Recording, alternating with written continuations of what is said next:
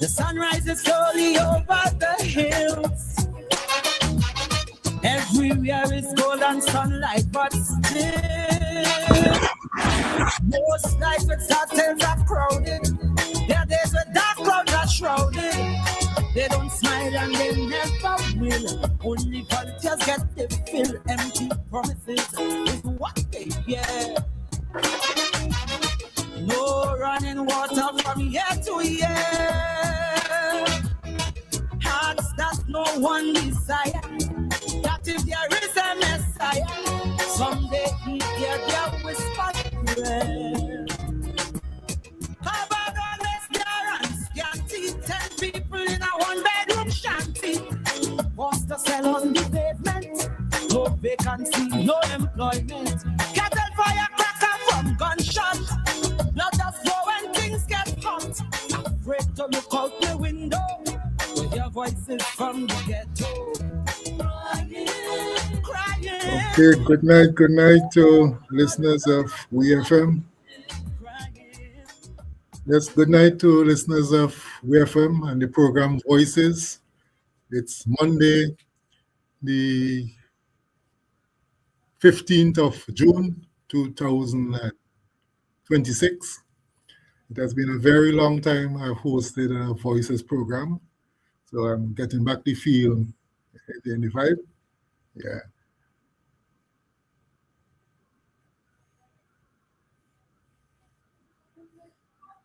Jamal? Yes, I'm here with you. You're live. You're live on. Is there slight feedback somewhere? Not on my end. Okay. All right. I think I know where it is. I got it. I found it. Okay. Wonderful. Okay. Right. Yes. So tonight will be open forum. I'm sitting in tonight for Mr. Jomo Thomas. He's away on reparations business, furthering the cause of the reparation issues across the Caribbean. He's gone to another continent to further that matter, and we wish him all the best in his journey, and we hope that he will be back safe and he will give you an update on what is happening and the direction that's being taken. So I'm sitting in for him for tonight, and if he doesn't make it back in time for next week, Monday, I might also do next week's program. And by then, I hope to have a guest because I'm planning a program for next week. But this week, it's an open forum, and I'm flying this one solo, and I do hope that I haven't lost my touches and I'll be able to hold out for the 2 hours. Yes, so I have a full cast of things that I want to talk about. It's sports in the air. There's FIFA World Cup. Our athletes are running. There's across the Caribbean. There's a lot of issues across the Caribbean and lots of matters that concerns St. Vincent and the Grenadines and development of St. Vincent and the Grenadines.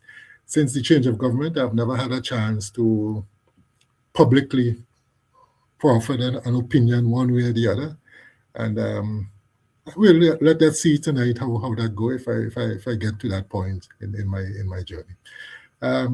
As I said, it's open forum, and we're going to let the listeners, they can call and whatever matter they want to raise. I'm open to allowing the ventilation.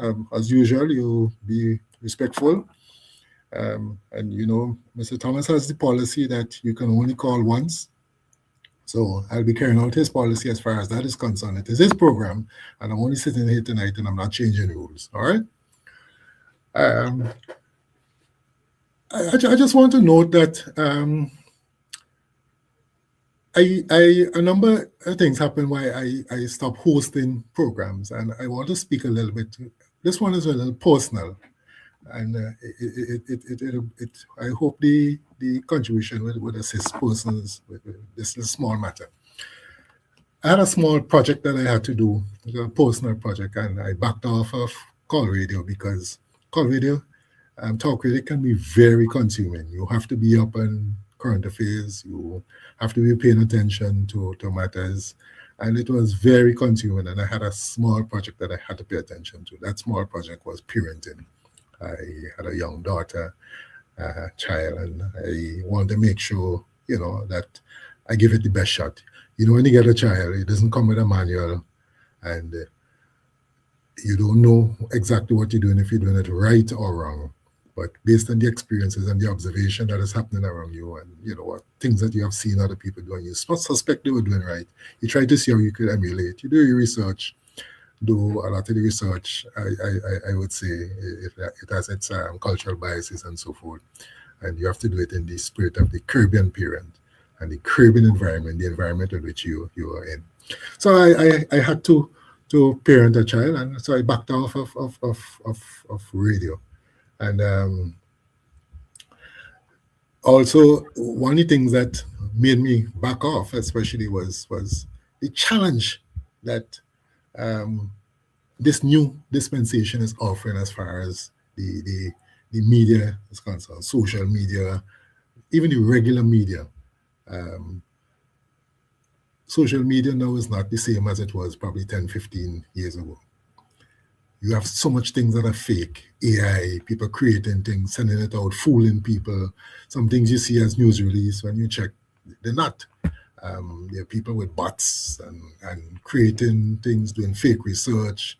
And you had to dissect what is real and what is not. And you had to carry a strong sense of skepticism in trying to decipher facts as you bring stuff to the public.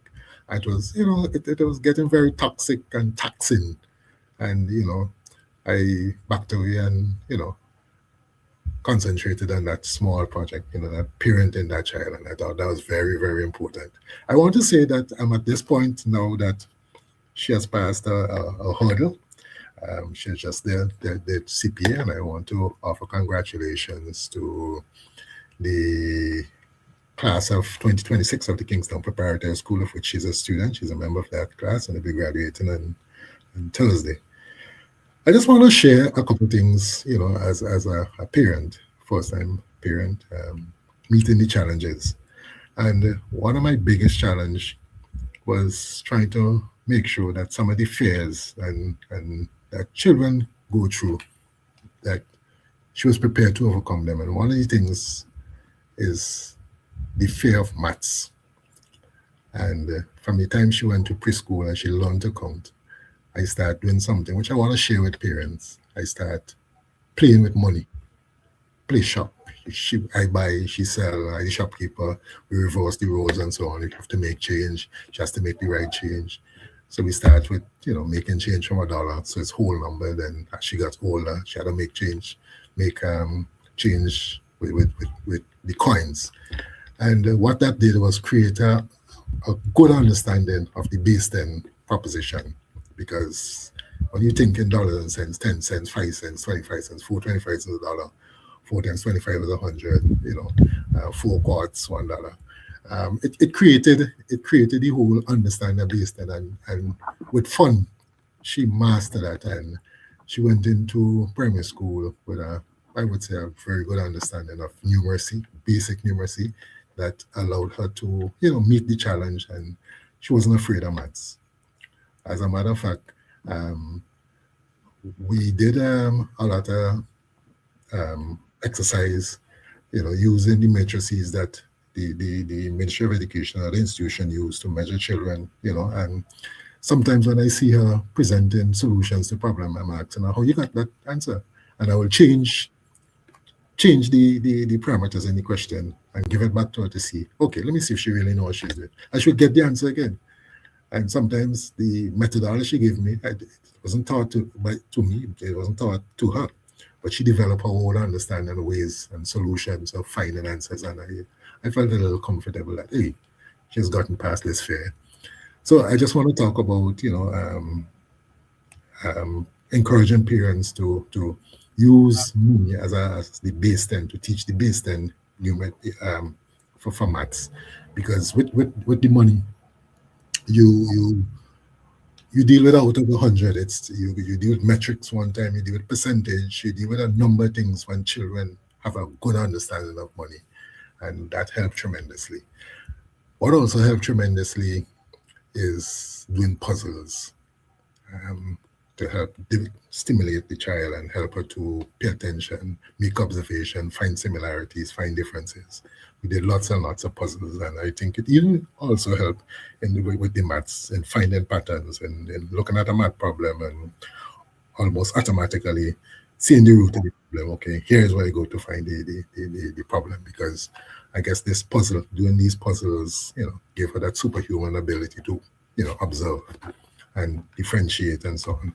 So just sharing those little things, as a parent, I'm not saying it's a panacea and it's the solution for all children, but I'm just sharing, from my side, those two little things help, and I saw tremendous responses and good results coming out, and I am very happy.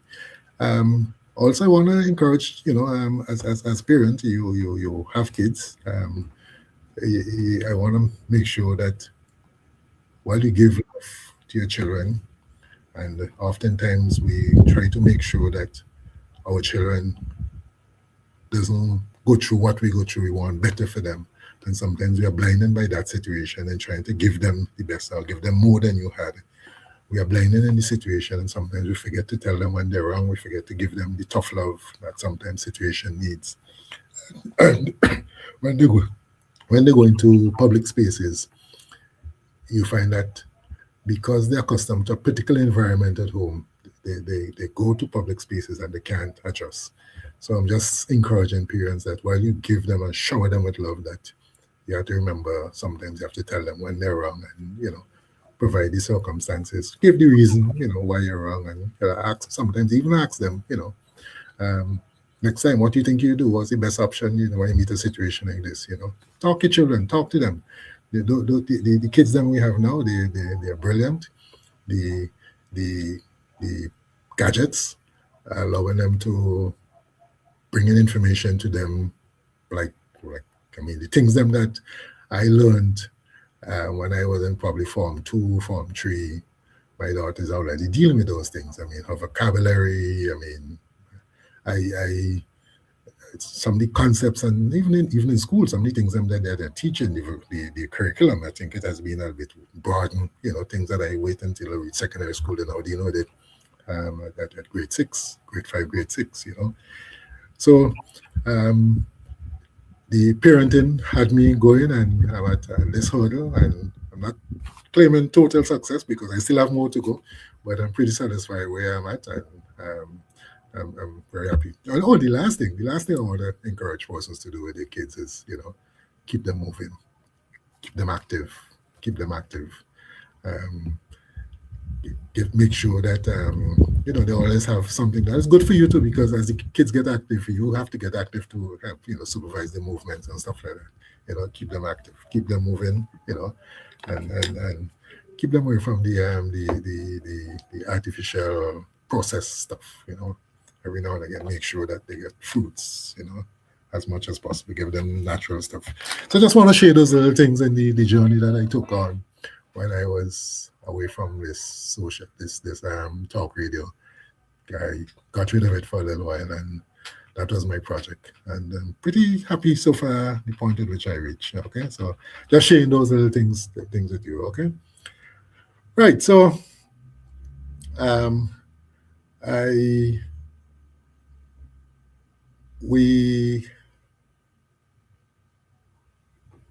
a number of stuff has been happening in the Caribbean, the Cuba-Venezuelan situation. Well, I know Jomo Thomas would have dealt substantially with it, but I would just put in a very short word to say that from my observation as a Vincentian, and from my family owed debt of gratitude to the people of Cuba. My wife she was a sports person. She had a problem with her knee, and the States sponsored a trip to Cuba, and she did a surgery, and it was subsidized somewhat. She didn't pay full cost, whatever it would have cost if she had went to other places. And we always felt indebted to the people of Cuba for offering that kind of assistance, and we have known that Cuba has offered assistance to St. Vincent and Grenadines, the I program, the light bulb program, number of things, Cuban engineers coming to assist St. Vincent and Grenadines.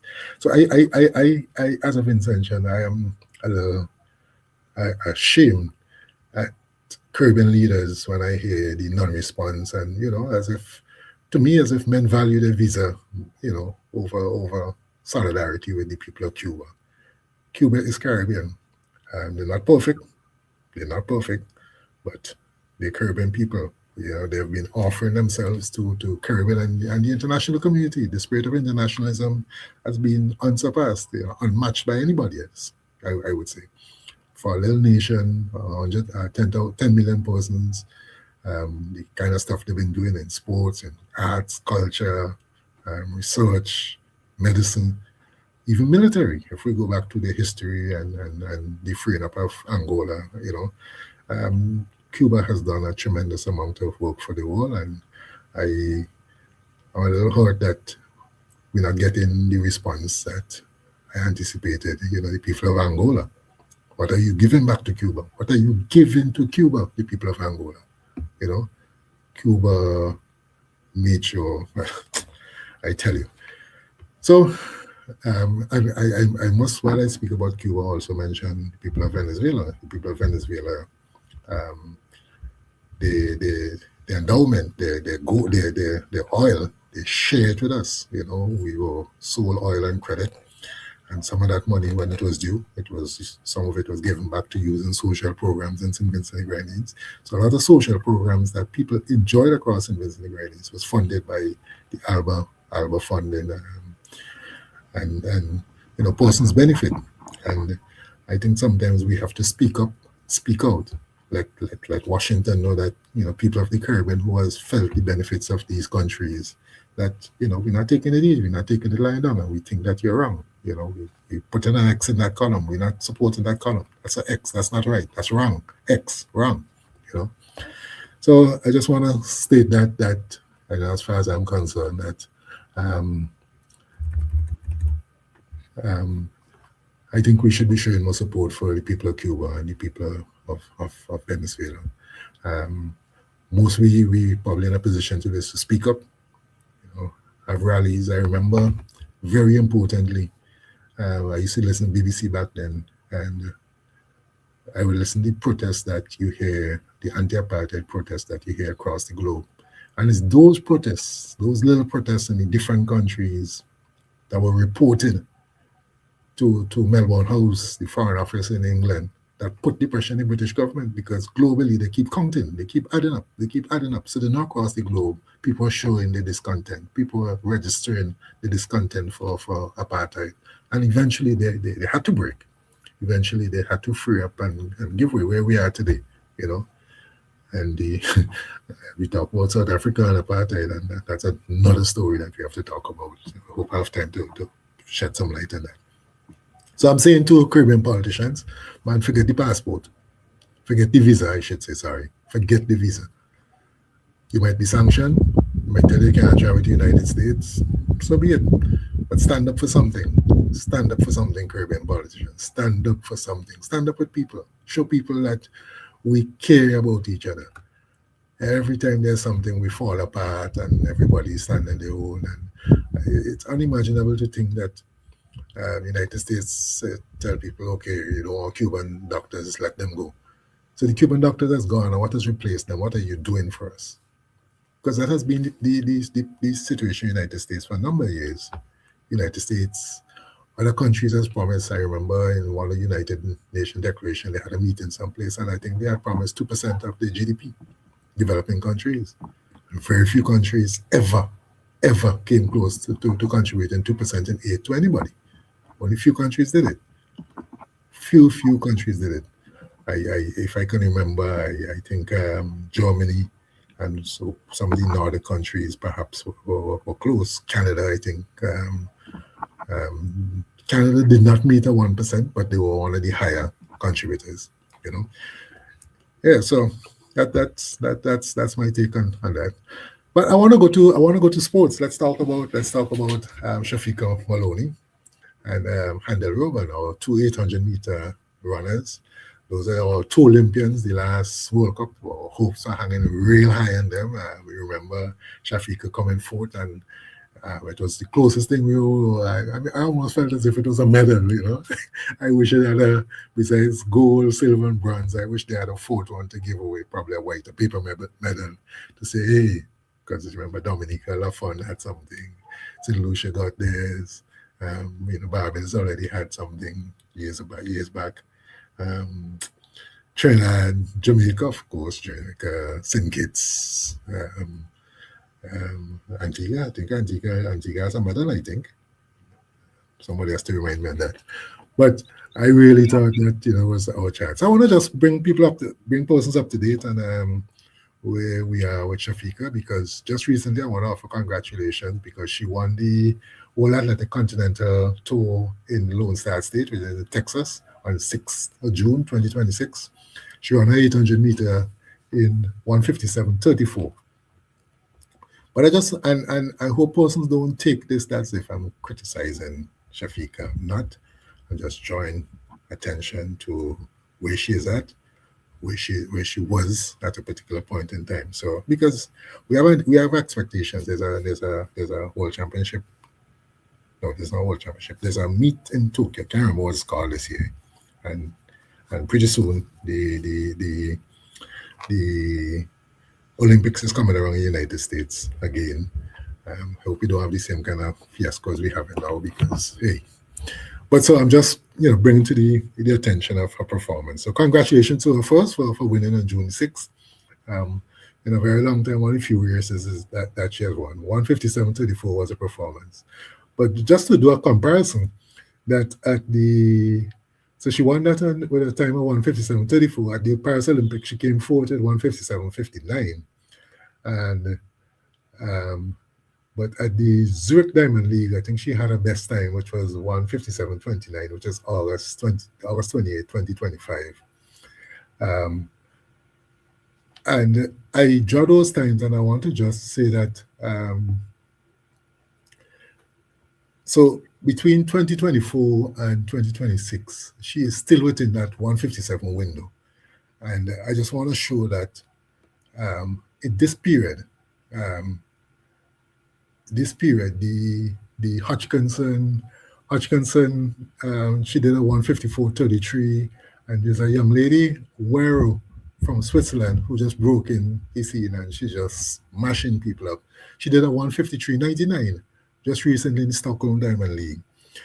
So I'm just drawing to the attention that Shafika has to come out of the 1:57. She has to go sub 1:56. She has to go in the 1:55 zone in order to be in the medal contention. Granted, you might go in a big race and the temperature, preparedness, the team, so it does not have to be a 1:54, 1:53 to win a medal. But I'm saying that if you stick in the 1:57 zone, unless there's a real slow race, your chances of medaling is very hard, and she has to bring that down. She has to come down 1:56, 1:55. Okay, so that's the big point that I want to make. In Paris, she was 1:57, and a couple of weeks ago, she's still 1:57. Granted, she was slightly better by 25 seconds. And in racing, 25 seconds is a hell of a lot, eh? But she has done better than she did the last week. But we still need to see Shafika going sub 1:57. She has to break down the national record and take it down to 1:56, and bit by bit take it lower. So just stating that, just stating that we see our solution friend, the 100 meter Juju. She was having some challenges, and the young lady from the United States was just heads and shoulders above her. But recently, she just came back with a bang, beat the same young lady. The names are not coming to me, so forgive me, but these are names that I call quite often.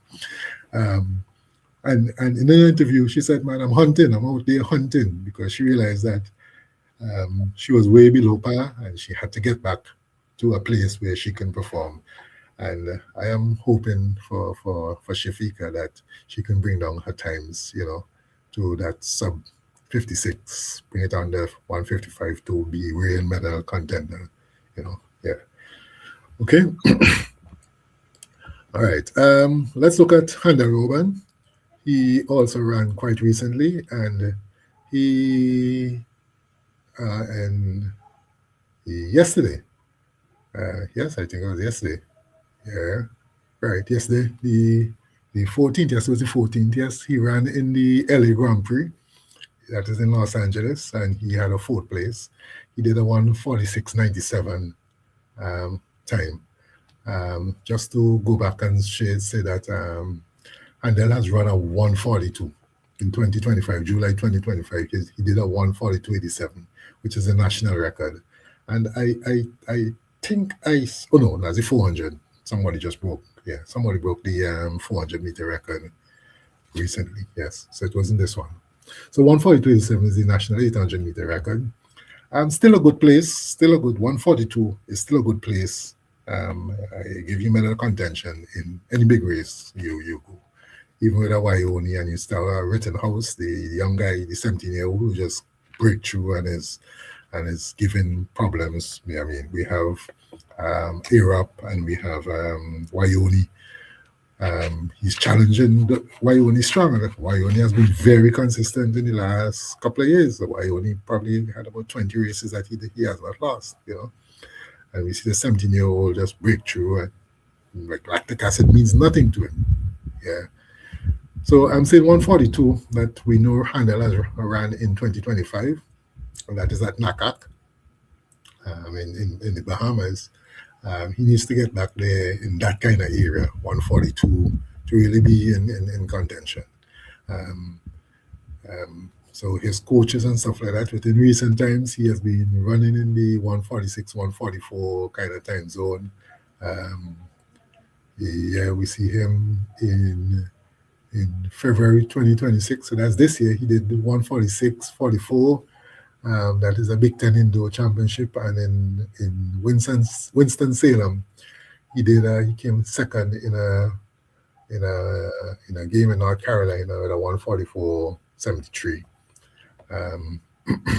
So we are looking forward to Handel getting back to those times closer to 1:42. Okay. For this year, the 800 meter for this year, we have this is one of the fastest season in history, and we have Lichtenhouse. I think I mispronounced his name. He had a world lead so far of 1:42.08 at the Oslo Diamond League, and Wyoming has 1:42.09. So you could tell how close that race was. And just recently, again, I think it's last week. Yeah, just last week, the two of them were at it again, and he beat Wyoming. Arab running is this year, his best race has been 1:43.11, and Arab, the tall Canadian 800 meter runner, and our own Handel has a better time than that. Okay. So if Handel can get back to the 1:42 time, he'll definitely be in medal contention in any race he runs. Okay. All right. Okay. All right. Just to give some idea of what has happened for the year, but this is one of the fastest here for the 800 meters. So guys are consistently running good times. Max Bergen in Great Britain, he ran 1:42.98 of Great Britain in Rabat. Mark Arap, the Canadian, he ran 1:43.11 in Stockholm. Moula of Algeria, 1:43.41 in Stockholm. And Peter Bol, the Australian guy, he's running good. He ran 1:43.64 in Oslo. And Tual, which is a French guy, Gabriel Tual, he ran 1:43.66 in Rome. And so those are the kind of times that we have in this year. Generally, you see guys, they're above the 1:44, 1:45 kind of range, but consistently those guys are doing sub 144 in the races. So I'm saying that our our athletes need to be bringing down those times, to make sure that we are in a better place. All right.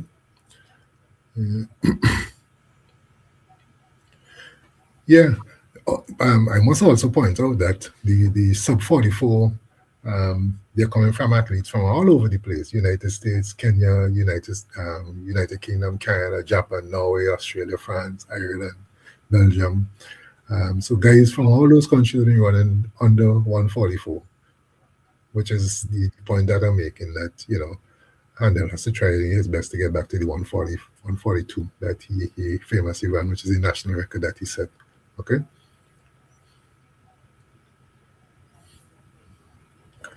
Yeah. The piece that I did the research on is thinking that for 2027 World Championship in Rome, a 142 maybe possible. So let's see what's happening there. So as I said, it's not a slight on I'm not condemning the athletes. I'm just saying that, if they're going to be medal contenders, that they need to be, pushing some more elite times. All right, and we know they have it within them. Ruben has showed it before. Shafika definitely looks as if she has the ability to go faster.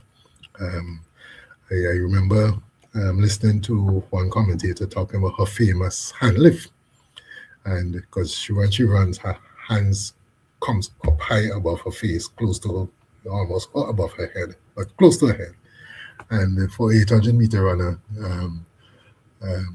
it's not a signature style for, that's a more sprint style, but it is a style. We have a caller. Okay, we have a caller. All right. So, caller, you're welcome. This is Voices. Glad to have you. Yes, you're on air.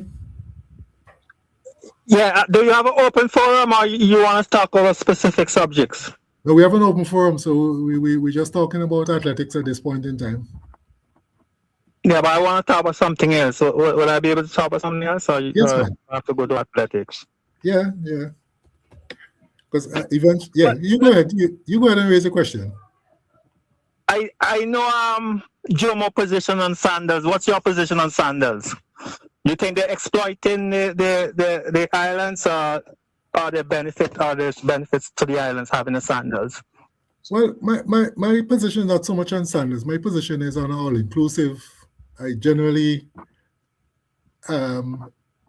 the business model for all inclusive is very often not friendly to the area, the domicile they invested in, because the all inclusive, the business model is for them to retain as much benefit, as much revenue from the business, because they make the effort to get the customer to the property, and therefore they try their best to make sure that they can squeeze every cent out of you on the property.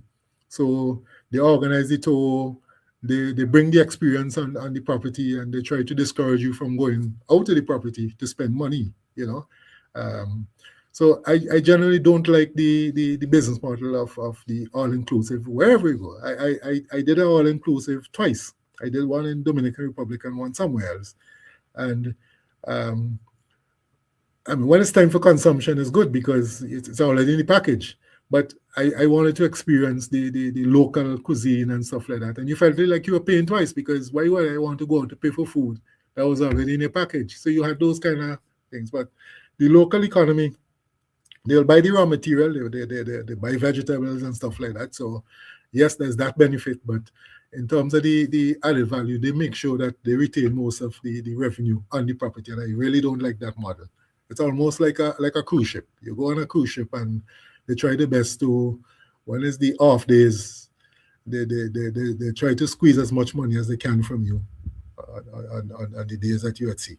And even when you're on the land, they put you on the tours that they organize, that they can benefit from the tours, So that's just basically my comment. But Sanders in particular, I really don't have a particular beef with the company Sanders. Well, I did it in a couple of places, Mexico and particularly Mexico and Dominican Republic. They try to get you to leave the hotel. They're in different parts of the hotel. They have people coming to you with brochures telling you could go here, there, go to a show, like a Broadway show, and see something and get dinner and drinks and everything, a whole package. So they get you to go out. Okay.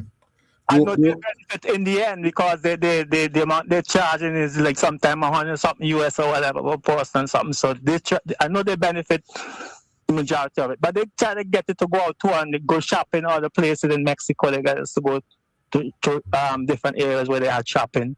Well, the one I was at the time I was in, it was in the Dominican Republic. Was it Punta Cana? Punta Cana? I can't remember the name of it. That was yeah, that was so long.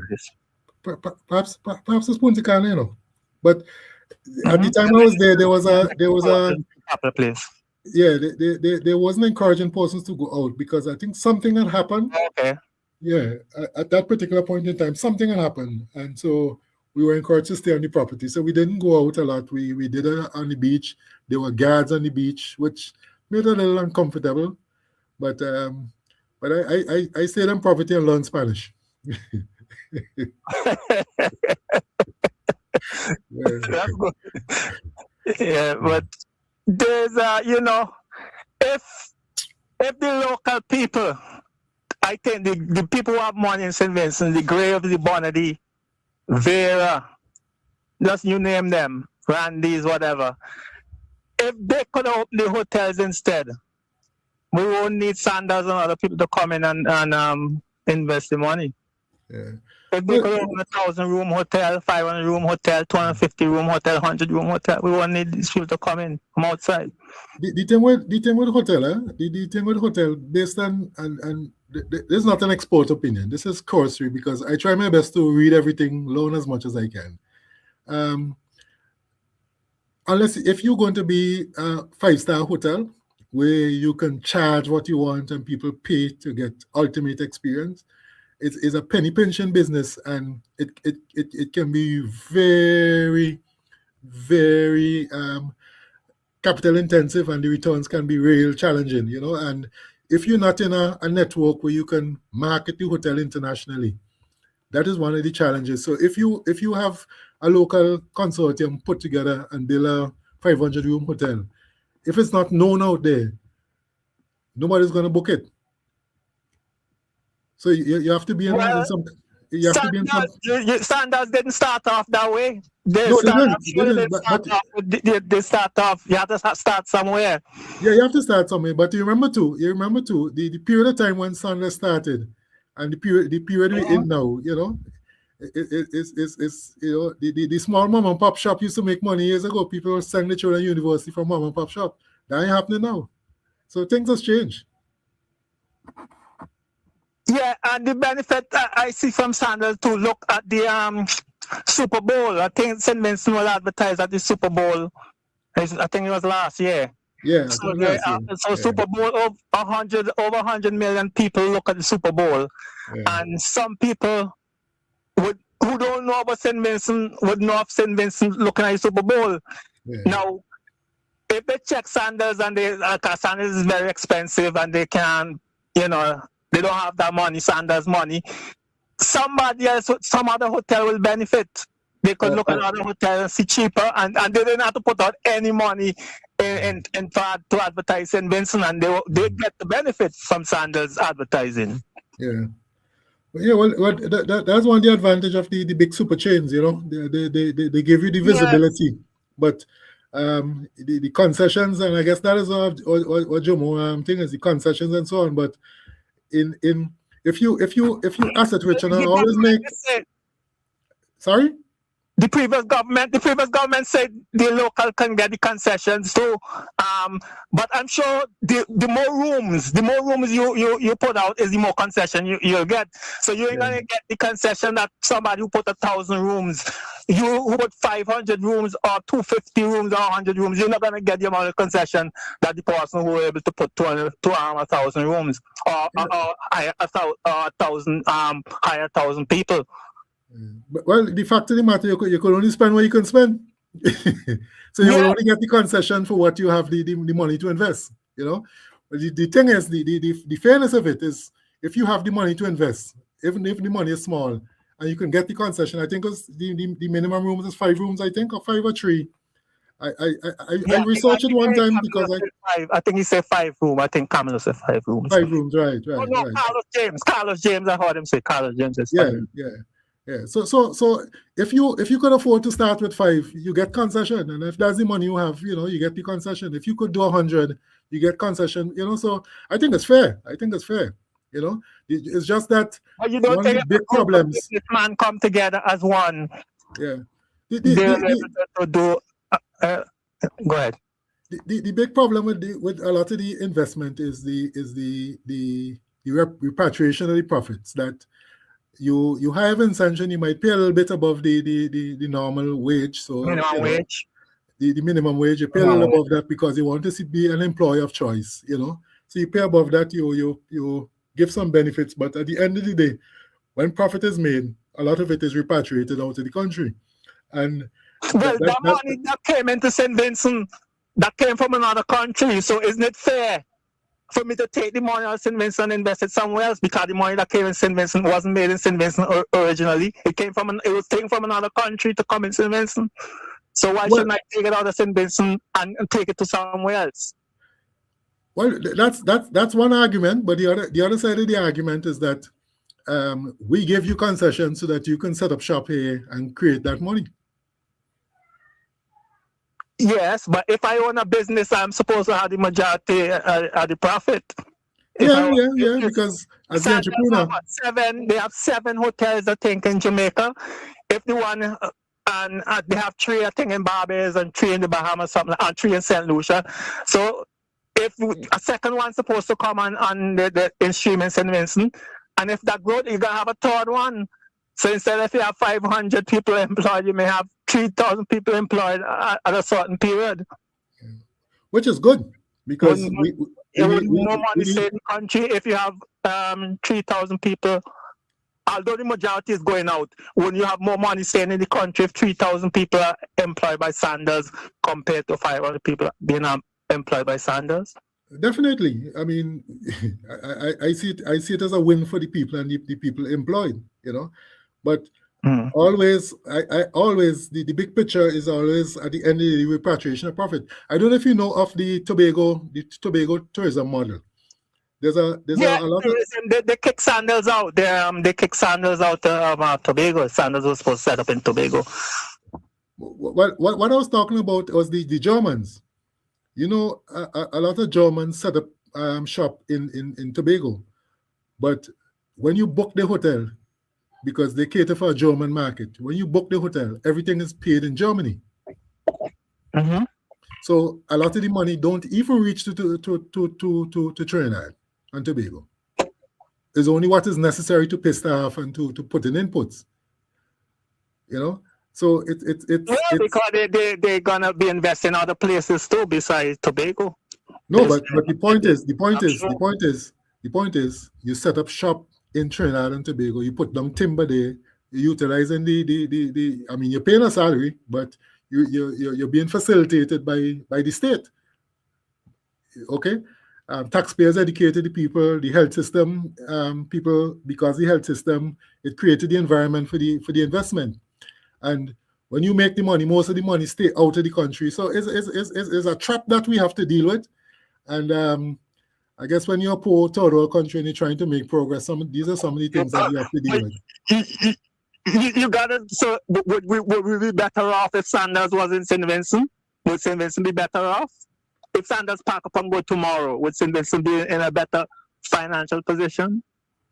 I don't think so necessarily. No, I think people might suffer because we would need the employment that they bring, the visibility that they bring for. Because as you point out, it's not only people coming to the property, but some of the Airbnbs and stuff like that. Every now and again, I look at YouTube and I look at what's the other thing called? The other social media thing. TikTok.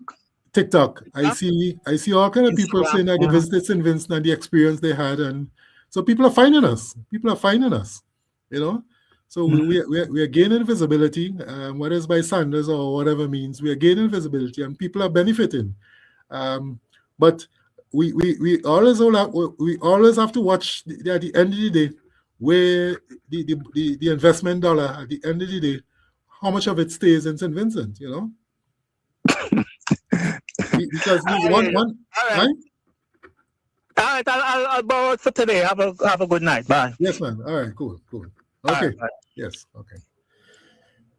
Yeah, so thank you, caller. Thanks for sharing that thought. Investment is a hell of a thing, huh? Because there's a story I often repeat. There's a St. Lucian guy. I could never remember his name, but I think they used to call him Dollar Beach, $5 Beach, $5 man, something like that. And I remember reading a story in a British newspaper, a British travel magazine, and he has a lot of beachfront land.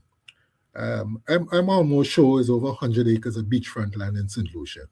And he's not selling. He don't want investors. It's for his children. But if you see where they took a picture where he living, he have a tarpaulin and water running off the tarpaulin into a drum. So you can see that he is cash poor. He's asset rich, but he's cash poor. But the land is for his children. And I admire that. I admire that thought. He's holding on to the hegemony of that. That is significant. That is significant for him and his family. He's holding on to it. But he's living in poverty. He's living close to poverty.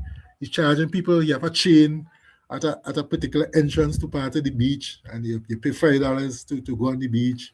And I think it's on the Atlantic side, if I can remember the location, because I did a little research where the place is. It's on the Atlantic side, but people go there and a picnic and stuff like that. And there's a nice little beach in the area, but a lot of it is rough coastline and stuff like that. But just the same, it's beachfront land, but he's not selling.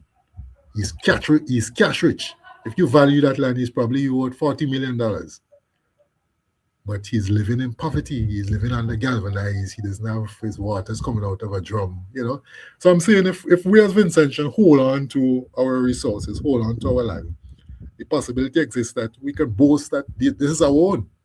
But would other people be making progress? So that's a question. I'm not sure I'm right or wrong anyway, but I'm just saying that it is something to consider, you know. When we want to make progress, we go to banks and we borrow money from the bank, and sometimes it takes us 30, 40 years. And when we look back at what we pay for our home, and sometimes you have to keep improving the bank property and maintaining the bank property, you know, just to say it's your home, you know, you're spending time in the bank property and paying for it. But I'm saying that for you to make progress, for you to make a way, you borrow money. So sometimes that's what the investment is about, you know, for you to make a leap on your development. Sometimes you need these persons coming in, you know. And now talking about investment, I recently heard, I heard this secondhand, I didn't read, so forgive me. There's a company that is investing in the port in Kingstown and St. Vincent and the Grenadines. Good news. Good news. I welcome any investment in St. Vincent and the Grenadines, as long as the political directorate has a finger on the pulse of this investment to ensure that it redounds to the benefit of most Vincentians, that we get jobs, residual money stays back so that they can reinvest in the country, and the investors are not unethical and unscrupulous and wouldn't, you know, drive us into a position where we have to go and be begging for forgiveness for debt associated with our country. But I would say, based on the figure that I have heard, $250 million US worth of investment that is possible. That's the figure that I was hearing, 225 to 250 million. And I'm thinking about the space that we have in Kingston, and I'm asking myself, if we're going to put $250 million in investment, if the possibility exists for the return, if we are talking about cruise tourism, attracting cruise, because the cruise tourism in for St. Vincent and the Grenadines is not necessarily a facility issue. Yes, because of facility, we might be able to get a boat or two extra per year. We might be able to get 40 more visits. But I do believe that our position is more geography than facility. and having $250 million of investment, I'm not sure the geography, because when they plan cruise, the Southern Caribbean is not high on the agenda. Unless you go in Aruba cruise or the ABC Islands. And then the cruise people use the time at sea to make the money as the cruise come down and they go back up to Miami or Puerto Rico or whatsoever as the home port. Trinidad, I don't see a lot of cruise visits. Grenada, Tobago, St. Vincent, you know, we south. It's just the nature of it. I never even heard of a cruise ship ever went to Guyana. But I'm just saying that is my thought. I'm not an expert, but based on my time on this ground and my observation that I've made, that's the question that I'm asking myself, you know. So that's my take on that investment in St. Vincent and Grenadines. I welcome the investment in St. Vincent and Grenadines, and I do hope that, you know, we benefit from it, and I do hope that the political directorate pay attention and whatever paper, because I'm hearing, you know, you hear the quantity of the investment, but you didn't hear with any specificity what is expected, what is the plan, what are they going to, you know, are they going to do construction, are they going to improve this, you know, perhaps I didn't listen sufficiently, and so probably I might be at fault, perhaps it was said and I didn't hear, but those are the kind of things that I would be digging in now to see. For this investment, what are we going to get? What physical infrastructure? What improvement we're going to get? What is going to be there that if something happens, we have that physical infrastructure that can be used, you know, for St. Vincent and Grenadines. And as I say, the physical infrastructure that is placed there, how is it going to attract more cruise ship to the southern port, the Southern Caribbean port? All right, because as I said, I'm going to repeat it. I think our cruise tourism has a lot to do with our geography than anything else. I want to see more yachties. I want to see more excursioners coming via air. You know, those kind of vehicles I want to see. You know, but let's see what's happening. We have 32 island and caves, and we have lots of spaces that people can come and enjoy and visit, and you know, let's see what happens. Let's see the master plan, how it pans out, and I am happy to hear the announcement for the investment. I'm just waiting the details now. I'm waiting the details. We have another caller. All right, thank you very much, Karen. Caller, good evening. You're welcome. Good night. Good night. Hello, good night. Good night. I'm hearing you loud and clear. Yes, I know you're hearing me. I say that the cruise ship boat there, we should have been getting about 40% out of that deal instead of 30. You don't think so? You explain a little bit more to me, because I'm not sure with the 40-30. Instead of we getting 30 and the other side getting 70%, we should have been getting about 40% because that's something we don't have there already.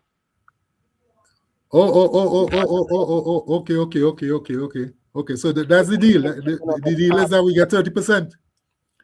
But I'm gonna flip the switch on you, right?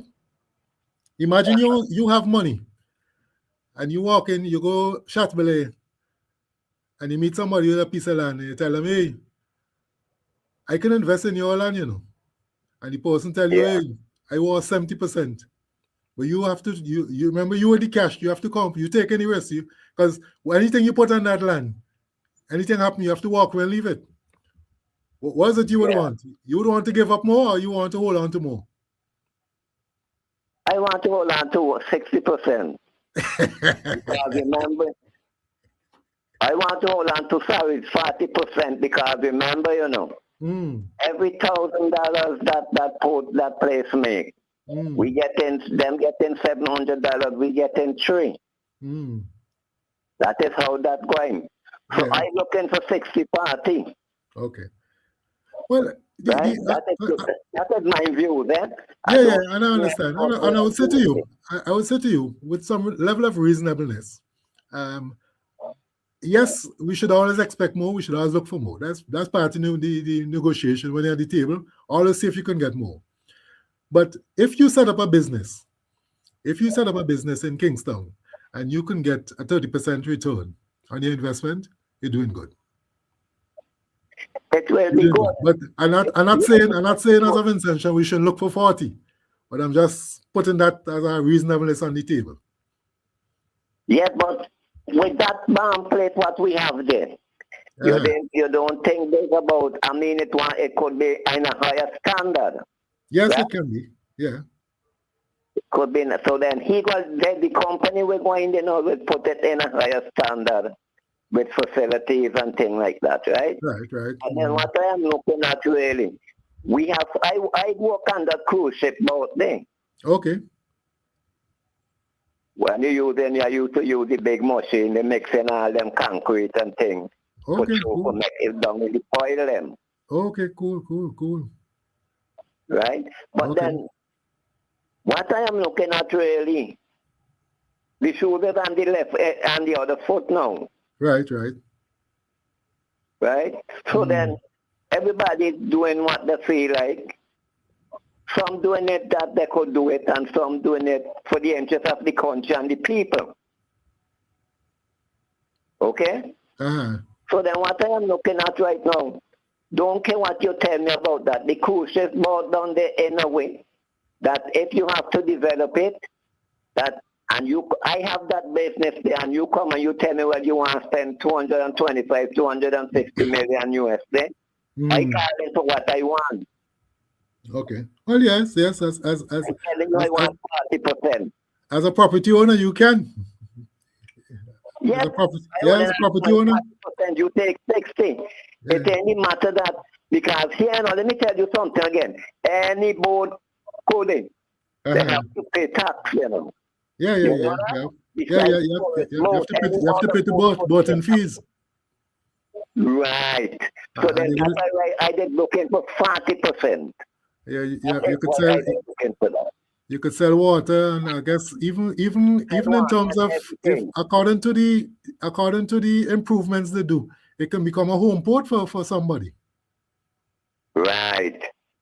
Yeah. So any boat go there, anyone the boat go there, differently to tourist boat, they have to pay. You come for water there, you have to pay anything you come for there. As long as you dock up there, you got to pay for the time you're starting. Yeah. Okay? Okay. So you have a good night. Yes. All right. Good night, and thank you for your contribution. All right. Okay. Oh. All right. So I was thrown off a bit when I heard the 30-40, but I now gather what you were saying, that from the investment standpoint, that the government in the negotiation should look for 40 instead of 30, according to what was placed on the table. So as Vincentians, I think we're entitled to state our opinion and ask for what we want. We're the landowner, right? But the man who comes very often with the dollars, he has some flexibility, especially the company already has the experience managing a successful port in a very successful area, the Bahamas. I mean, totally different situation. Proximity to market, lots of different things. Lots of chalk to cheese. But let's have hope. Let's have hope that the investment can benefit Vincentians and it can generate wealth for us, and we'll see employment, and out of the employment, people will be able to send the kids to school and do stuff, So we're looking forward to that. Jamal? Yes. Jamal, I want to take a little break and drink some water. A long time I haven't done this amount of talking.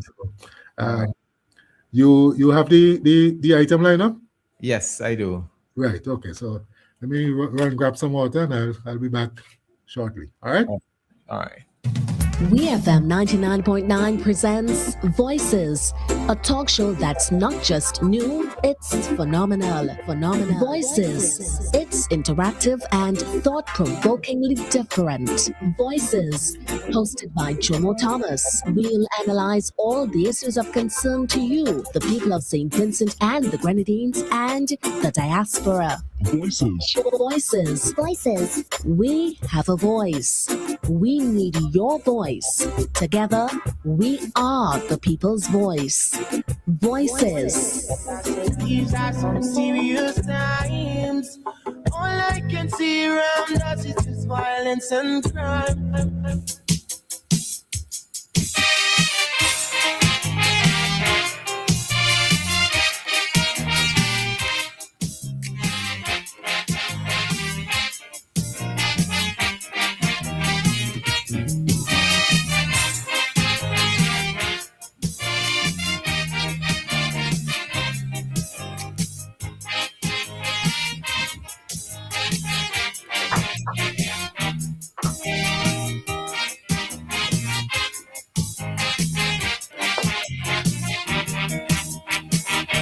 Silence is gold and that's what they say.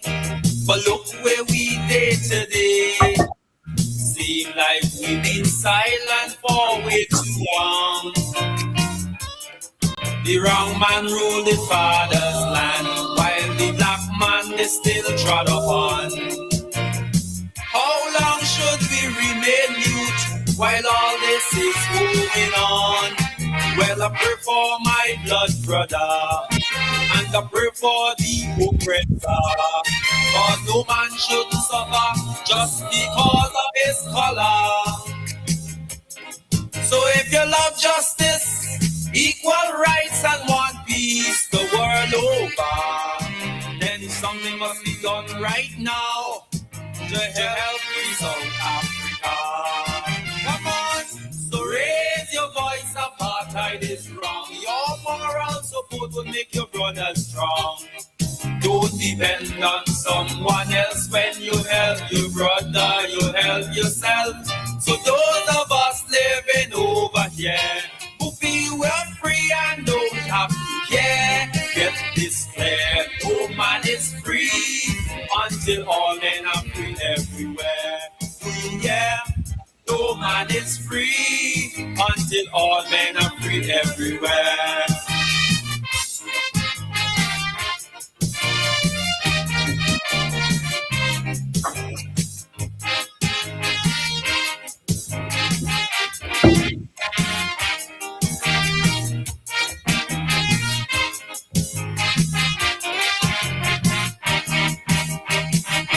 The world advances more every day.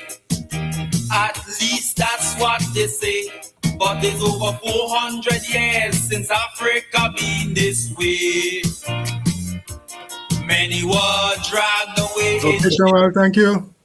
They brand us, they change our name. Okay, thank you very much. That was Papi Oliver. No man is free until all men are free everywhere. It's one of my favorite local songs.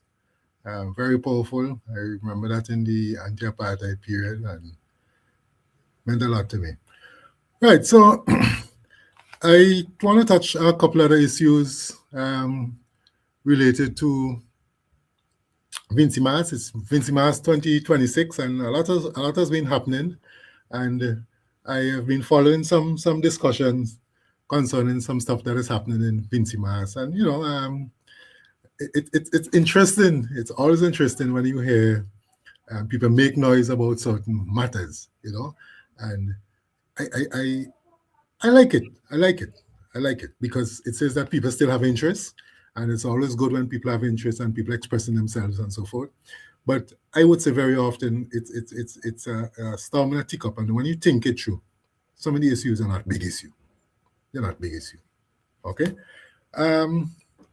So let me just touch a couple of things, some hot topics on the Vincy Mas scene, and we're talking about, for instance, we're talking about the Soca Monarch last year. 2 persons won the Soca Monarch, Skinny and Fire, and this year people are asking who's going to defend the Soca Monarch. And you can look at this from a number of different ways, and at the end of the day, come out the same, no changes whatsoever. And I'm saying that there's no big issue there. And anyway, there's no big issue. You do not necessarily have to have a person defending the monarch, because everybody who enter the competition starts at zero. So to say that you have a defense or the defender the monarch, the only thing the monarch gets is a place into the final. And very often, the person who is the monarch is already at that level that once he produces a song of reasonableness, he would be there. He would make it. If he had to go through a preliminary, he would make it. So whether you push to Skinny and say Skinny is defending, or you tell the two, I have no great difficulty, and I don't think anybody should have any difficulty if Skinny and Fire are automatic into the finals. And the only people who would have difficulty with that is persons who are on the fringe and think that they could make it if. But I'm saying that once Skinny and Fire produces a song and they have to go through a preliminary, they will be there. So making noise about defending and who defend, I think is a non-issue. It's a non-issue and it's not relevant, because at the end of the day, when the competition starts, everybody starts at zero. Zero. You have to go out there and do your thing to put runs on it in, to put marks, crowd performance, lyrics, music, all the other things that we say based on the criteria. So it really doesn't matter. It really doesn't matter who is defending. Who is defending is nonsense. Who is defending? All it does, it gives an automatic space. But as I said, that automatic space, whether or not those guys are the automatic space and the producer a reasonable song, which they have to do to enter the competition, they would have made it. They would have made it. And I'm speaking, so let me make this clarity. I'm speaking as somebody who participated. I attended CDC board meetings. I serve as the show's coordinator, produced Soca Manor for a number of years. Never made a big thing about, it's on my CV, because I think it's an accomplishment. But, so in terms of on the show and the production of the show and bringing the rules together and getting the persons to participate, I have seen on other competitions where there's some people who are in the competition, they don't know how to end the song. They start a performance and they can't end the song. Sometimes they forget, they sing in one place. So those are the kind of persons who will be making the noise and saying that, this should happen, that should happen. Once there's any reasonable person, you talk about, Luther's never won a competition, but if Luther produces on the song, it's almost like a seeded situation. Like when you have tennis and some things, you have seeded positions. We have a caller. As a person, you have a caller? Yes. Okay, let's take the caller. Hello? Yes, hello, good night. Yes, I have a question, but with Skinny Fabulous and Fireman Hooper. Welcome it, man. Let me hear you. I find that these guys and them should really, when they fellas and them in competition, I think it's the job of people, and people more interested to go on all them kind of things. So why people are forced about Skinny Fabulous and Fireman Hooper? Well, that's the other point I was going to come to. That was the other point I was going to come to. But you with Fred Professional. Yeah, you jumped me there. You jumped me there. And going on. Yeah. Yes, I have a kind of habit. I have a few people that be starting it, a few set of people who just tell us that they can keep up the competition to be starting it, and if basketball following them. Yeah. Professional. Yeah. And then these fellas them should have the part. They play the part. The young people, the fellas them just in the parties. Yeah. Some of them they say the party yet. The Skinny and Fireman who find them. Yeah. They want to find them as old and this and that. We man producing music and producing the essential thing in the song. Yeah. Other people reach up to the standard. Yeah. But I report is that investors, private investors and them, whether from Canada or what, is that when they put is that they build the port and renting it and leasing it to the government for 30 years, like government leasing it for them to 30 years or something like that. Well, I really don't know the particulars, so that's why I'm saying I'm waiting to hear the particulars, because what we hear so far is a memorandum of understanding. There's no agreement as yet, and we have not heard what is it they plan to do with this investment they're going to raise, how they're going to raise the money. I hear they talking about asking locals to invest their money into this development. So what is it they're going to do? Do they have a master plan that they're willing to think? There was a plan that the previous government had. Are they going to adopt it and modify it? Yeah, well, the previous government was going to borrow money. They still was negotiating the Caribbean Bank to build a port. Because what happened, the private investors, them doing it different. We might have to pay them, them take it, put them money before we get any share out of it. But when they say that the local investors, the local people now could buy shares. Yeah. That's how I was talking about. Well, if a bank and people could buy shares from a bank. Yeah. But most likely, I think it's the investors. We will listen. We either be getting 30 years to back the money, and then turn it over to the government. Government going and get it for 30 years, and then after it something like that. But I don't believe that they're going to take 30 years to get back the money, and then turn it over back to the government. So everything. Well, we'll have to wait and see and wait on the details.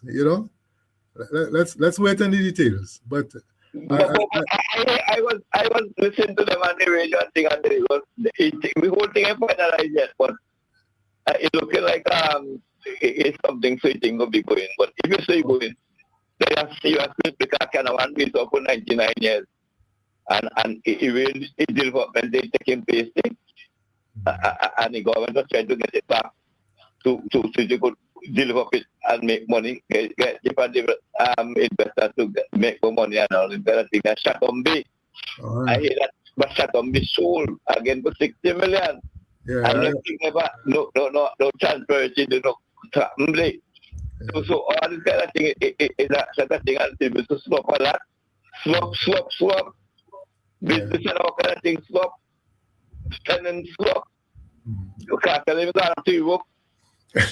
And nobody negotiates, with a salary and like that. I believe them better than everything, understand what they're doing out, what they're doing and what they're up to. Vincent started to get real annoyed, panicking real bad. Well, I would say to Vincentians that we have a change of government. The government is our government, and we have to watch and see and give them a chance to perform.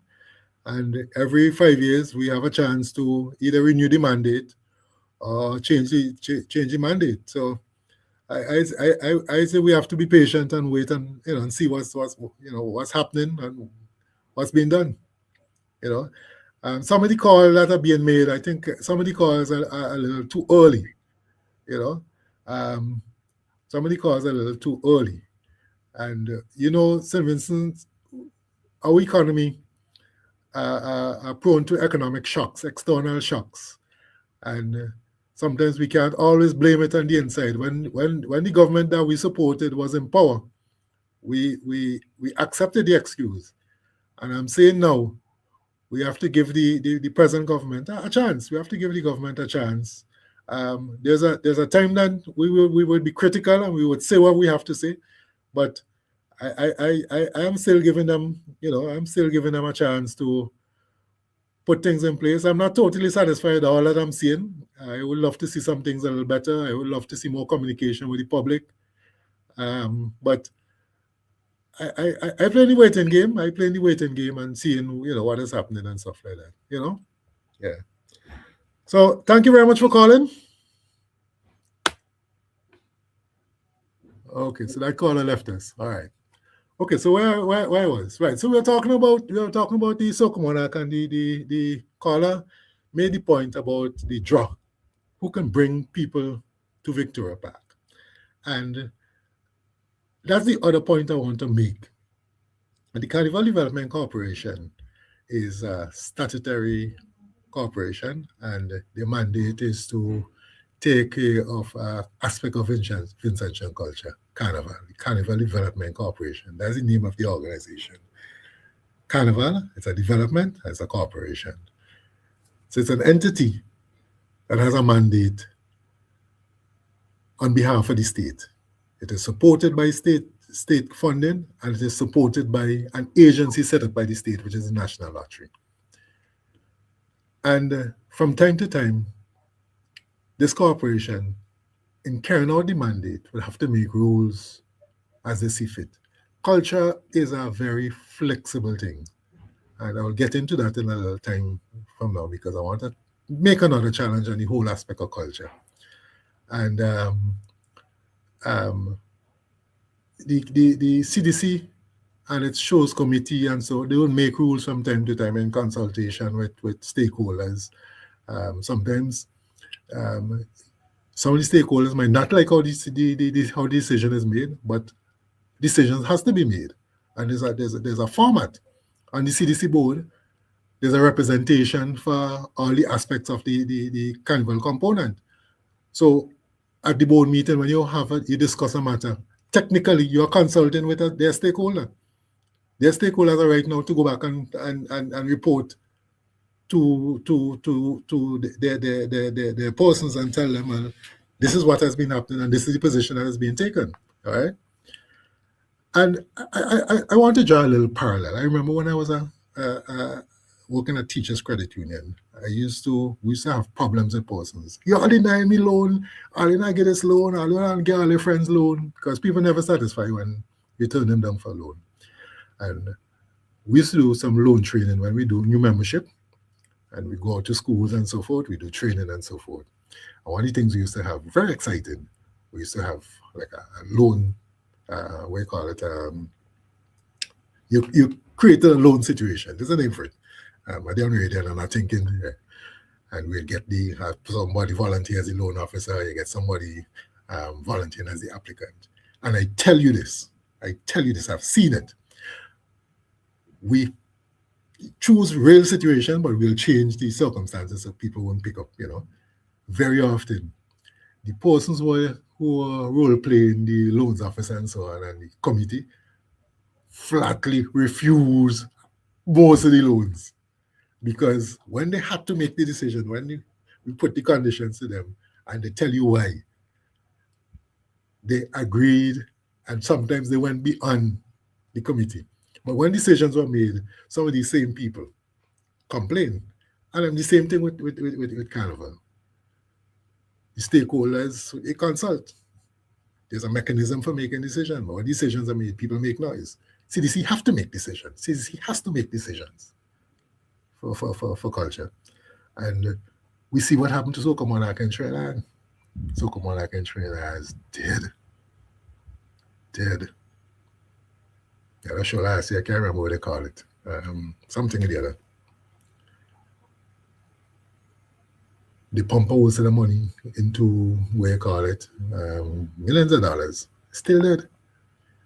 The Carnival Development Committee allowed certain things to happen last year because we see what was started happening in St. Vincent Grand. It's one of the biggest shows, one of the biggest money owner for the CDC. It's one of the biggest money owner for that show. That show carried a lot of the expenses for Carnival. If that show bust, CDC suffer for 2 years. Easy. So they made a decision. And it's not rocket science. It's not, it's culture. It's the way we think, and they had to facilitate, because it's that you sit back and die and hold fast with a set of rules to satisfy a set of people who are on the fringe. And some of the persons, and I'm saying it, some of the persons don't even have proper songs. But they call themselves soca artists, they call themselves calypso, and they're represented, so you have to give them due respect. You have to hear them out. But I'm saying that a lot of them, they're making noise, but you put them on a stage in Victoria Park, they can't attract anybody to Victoria Park. And it brings me to the point.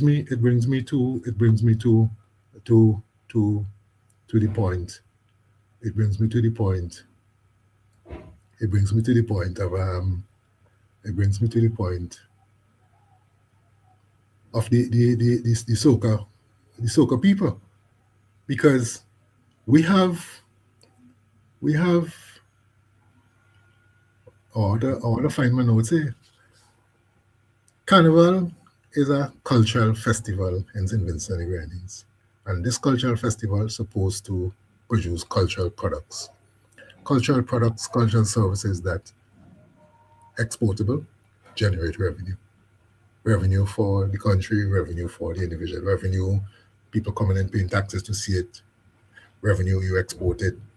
Talk to Kevin Little about that. We have a caller. You know what I'm talking about. You have a caller? Yes. Yes, good night. Yes, good night. I had to call back to ask a next question. Well, just one little thing here. The regular host for the program, Mr. Jomo Thomas, does not allow a second caller. And unfortunately, caller, you might have something important, but I am following his script. You hear me? So forgive me, but I have to use his rules, if you understand. All right? If it's my show, no problem, I'll hear you out. But I'm sitting in for the brother, and that's his standard. So I'm using a standard. So forgive me for telling you that I can't take your call. All right? Come on. I think the caller got the message. Right. Okay. All right. Yeah. Right. Right. So I'm saying that the festival is supposed to produce these cultural products and services that, we know mass men go overseas and they get contract to build costumes. There's a service that's been exported. That's because of our Vincy Mass. We know songs go abroad and make money. Kevin Little is doing well because of one song that he did. I can't remember the year. That's a cultural product. And a lot of persons who singing and so forth. And I had to come to some categories, because we have soca songs, we have soca skit, we have soca sketch, and we have soca ideas. Yeah. Let me tell you, man. The soca skit, they're short, there's some scripted performance designed to make people laugh, and they usually last a few minutes, and they focus on a few funny ideas and situation and character. Skit, soca skit. And I wouldn't venture to give any example because I don't want to embarrass anybody. But then you have soca sketch. The sketch is a little below the skit. It's not as organized. All right? And you come even further down. So I'm saying the sketch is a little more, there's no great thought, no plot, no storyline, and the music is minimal in the sketch. And then you come to the idea, a soca idea. Plenty of the songs that you have is just soca ideas. Some things you drop on friends to see what they will think, what will be their reaction. You listen to some of these songs, and it's like you're chilling out and a man just drop a thing and to see, well, what do you think about this? But it just happened to hearing it on radio. All right? It is not developed in any form. Oftentimes, it's just a one hook that is either, it doesn't have any melodic or comedic effect to it. Okay? While they're performing these ideas, they fill out what needs to be filled out, the little gaps, and they find something to say in the gaps, and they repeat it and to hold space.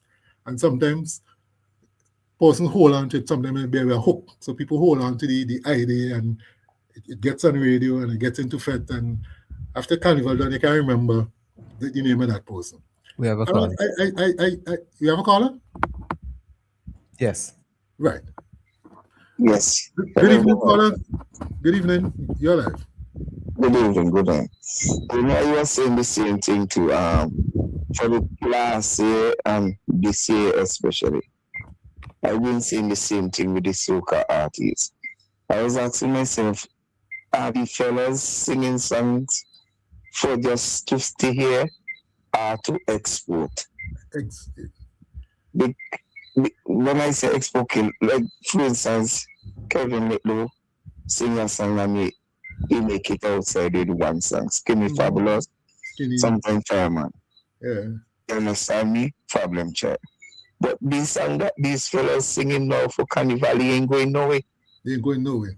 So that's why I'm saying if they're singing for here, are they singing a song that they could export outside, make a money outside? I show them fellas song they ain't going nowhere. So cause catch hear them. Skits catch an ideas, that's it. Okay then. So I'm glad you're thinking just like how I was thinking. I am thinking. Yeah. Majority of the song that the guys them singing these days, if they pass union, they make it. But I think he's going further than here. Really going further than there.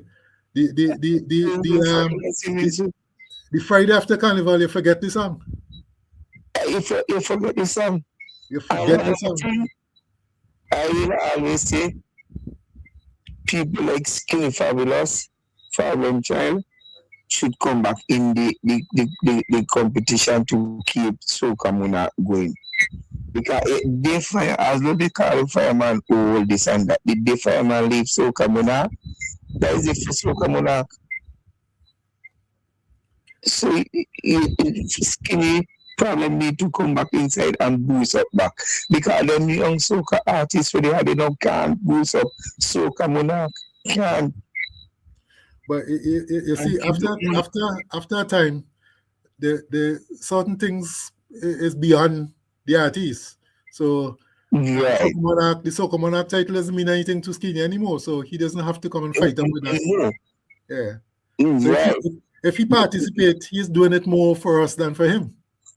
Okay then. Yeah. But if he didn't do that, and I guarantee the Fireman back out and leave those so-called soca artists who fighting up and want to reach up there. The Soca Monarch gonna flap, nobody ain't going and study them. Soca Monarch will come like a village thing now. Mm-hmm. You understand where I'm coming from?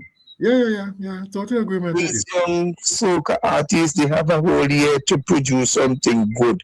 Don't wait until the last minute to come and tell me shui. Why shui?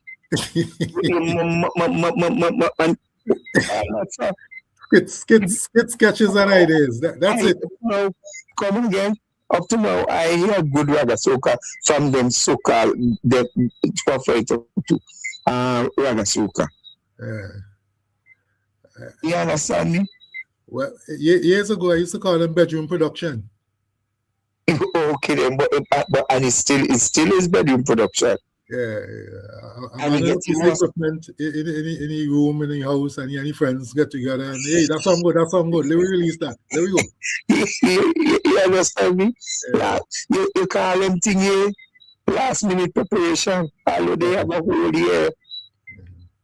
They wait until the last minute production, last minute, and they do a thing and they, boy, make me make it.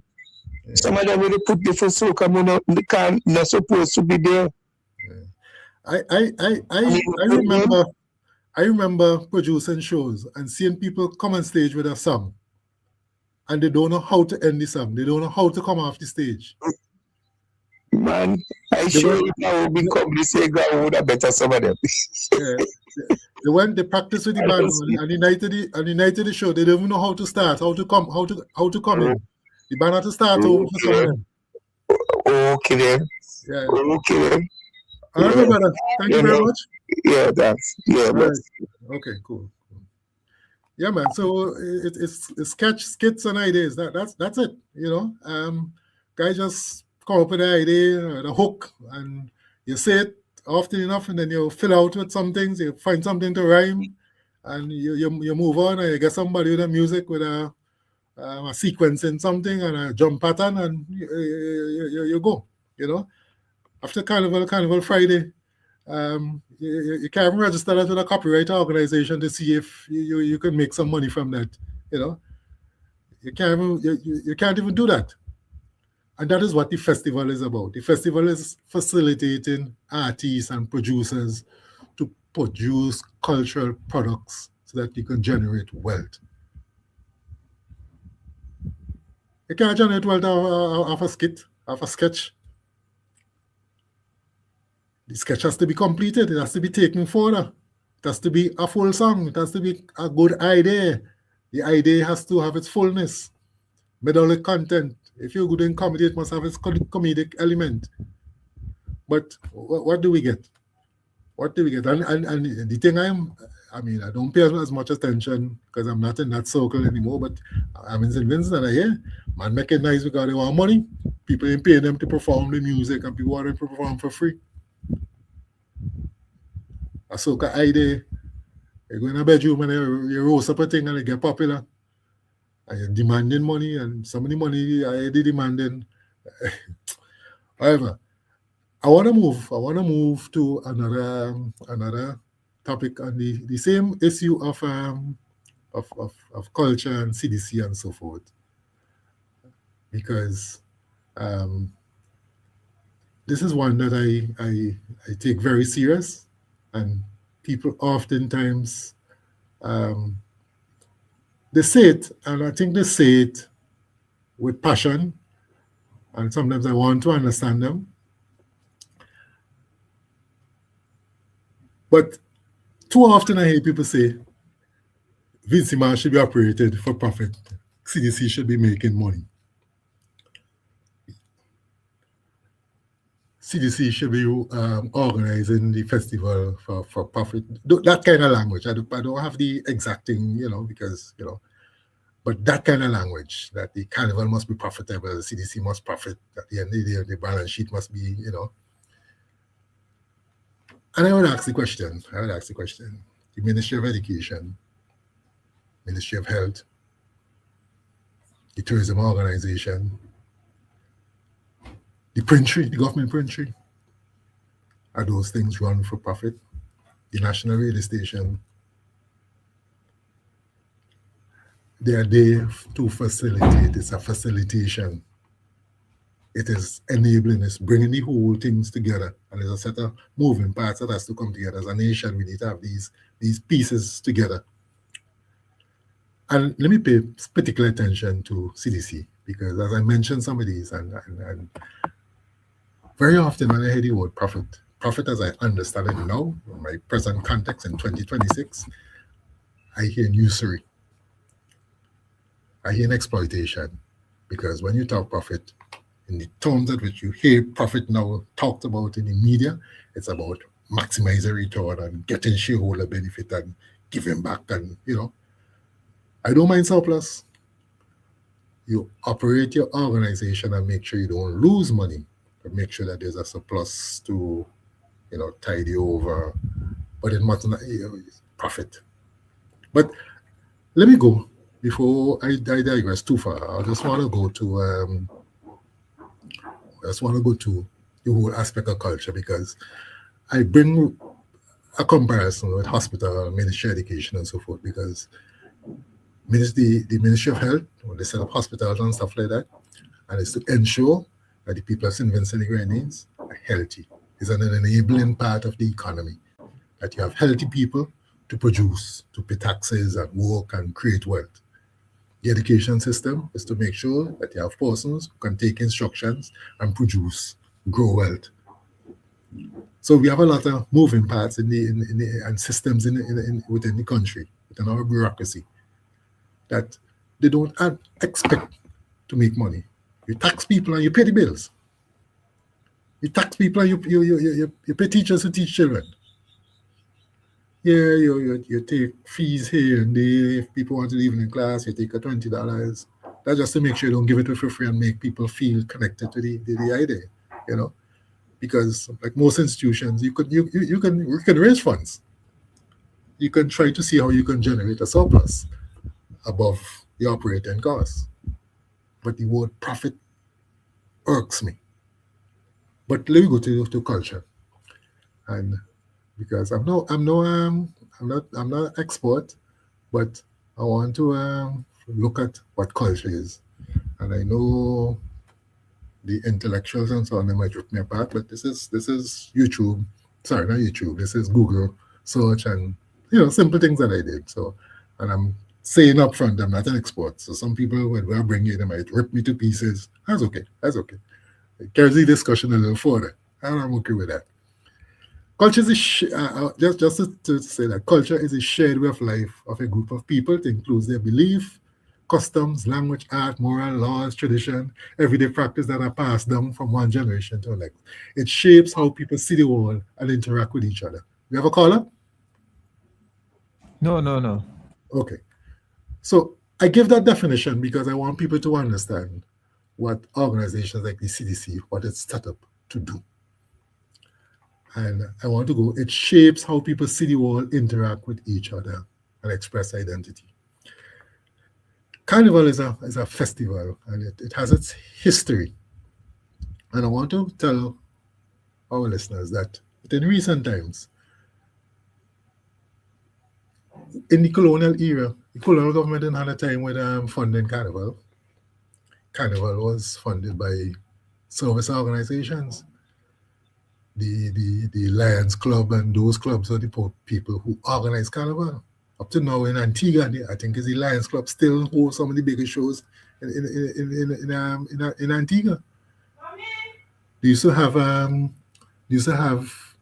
competition at the gardens. They used to have competition at courthouse, and the service clubs used to organize all those things until we come out of the colonial period, and we saw the benefit of it, and it had a hard fight, because if you remember, one prime minister said culture can't eat.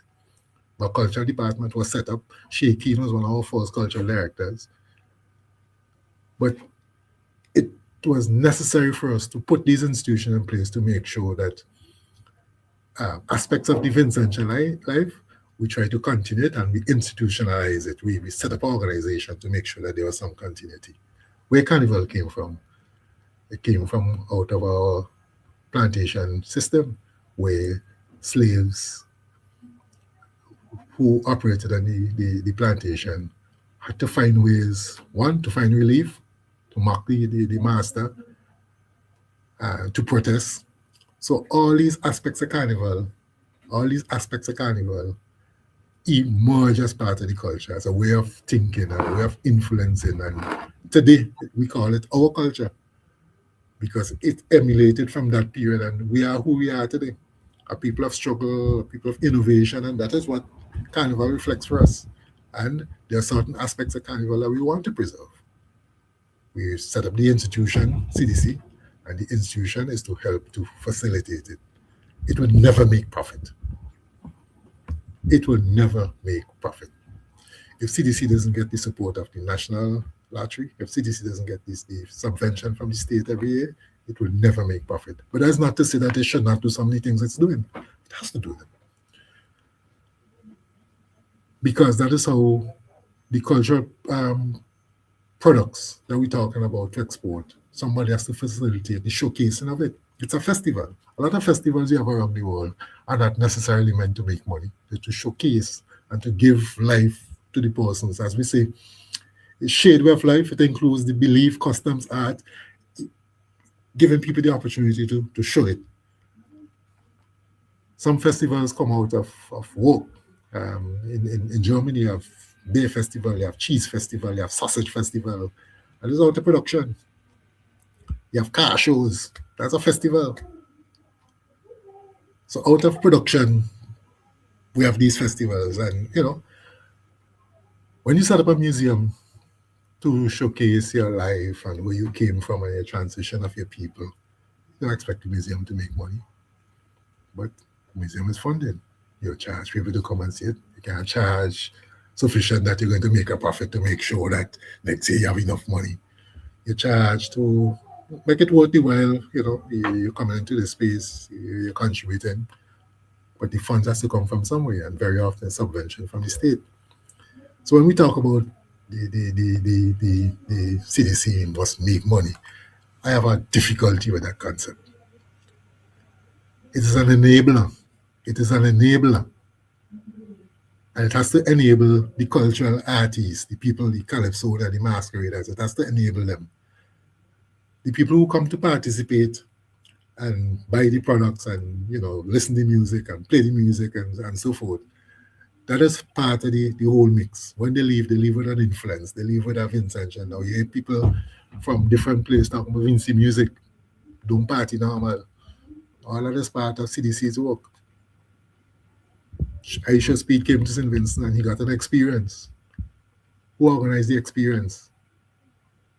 So CDC would never be a profitable organization. You remember some time ago, Prime Minister Gonzalez, in an interview with a Grenadian lady, he said that Liat was not a normal kind of business because she was talking about saying Liat should be making profit, and if you don't make profit, you should fire this and fire that. He was making the point, Liat is not a normal kind of business. Profit is not the motive. And she was like, business. Once you have business, you're supposed to be making profit. Liat collapsed and Caribbean people suffering. And let me tell you how Caribbean people suffering.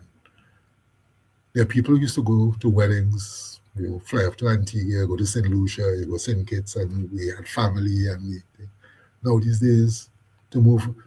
Just recently, I went to Grenada with Suntide weekend with some sports. And what it cost me is like, shucks, I could have gone to Miami. Granted, I don't want to go to the United States, but just the point I'm making in terms of the places you could have traveled for that money, they're just next door, So it has restricted persons traveling, and the whole community, the Caribbean community spirit, has been affected because of air transport. The importance of air transport, people didn't see it, and they tell you what business and they are making money, and you got to live with a Liat. How has it helped us as a people? Where are we better off for not having Liat? The burden is no longer there. The burden is no longer there for none of us to carry. But as a people, Vincentians, Grenadians, St. Lucia, Antigua, and Jamaica always not the thing. But those who utilize Liat and the DVIs and stuff like that, are we better off? But the state carried most of that burden because it facilitated. That was good for us. We kept the family bonds, we weddings and funerals, and we shared the Caribbean spirit, the CARICOM spirit. It's no longer there. So the talk about CDC making profit is a thing that we have to think there. In the whole thing about culture, I just want to just to say that we have to have identity, we have to have continuity, we have to have the whole adaptation, because that is one of the things also that is very challenging for a lot of us. And even in our carnival, adaptation, change, because what used to happen and what will happen now, we have difficulty. And I guess that is one of the things why sometimes people talk about profit, because very often people see the private sector element in the festival making lots of money, and they believe that the state should be able to do the same thing. The state can't do the same thing. The state can organize a party and people coming in G-string. Huh? How is that going to work? How is that going to work? How is a permanent secretary going to defend that? How is the Department of Culture going to defend that? You understand what I'm saying? All right?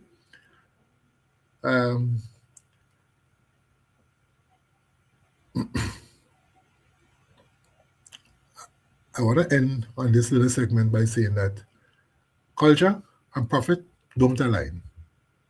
All right? Culture is a public good. Culture is a public good. And it is like a shared resources of the people, who we are. We pillow, our food, the way we speak, our language, our festival, expressions and stuff like that. So it's a public good, okay? We have our museum, our festival, our archive, our program. They serve the whole population. And nobody should be paid. There should be no paying customer per se. You understand? You would contribute to facilitate, you contribute to enter, you contribute to experience. Okay? All right? The identity and the heritage, okay? These are the elements of the whole culture. You have to be protecting your tradition, your language, your historical sites. Fort Charlotte is part of, perhaps some would say it as a negative element of our cultural history, because history is part of the whole cultural experience. It's the colonial side. defended and protected slavery and all of that. But it's there. That's it now. We have to hold on it and we have to tell the story.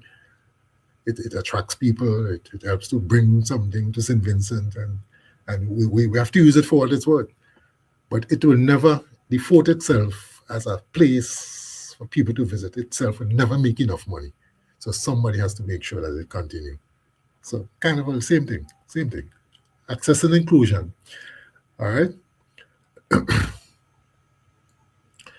I just want to say that there should be a balanced approach where you must have government support, and we do have. There's a government subvention.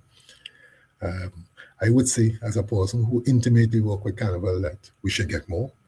I remember a facility was set up to make sure that Carnival got more money. The facility generated the revenue, but from what I understood, that money was never passed on to the Carnival Development Corporation.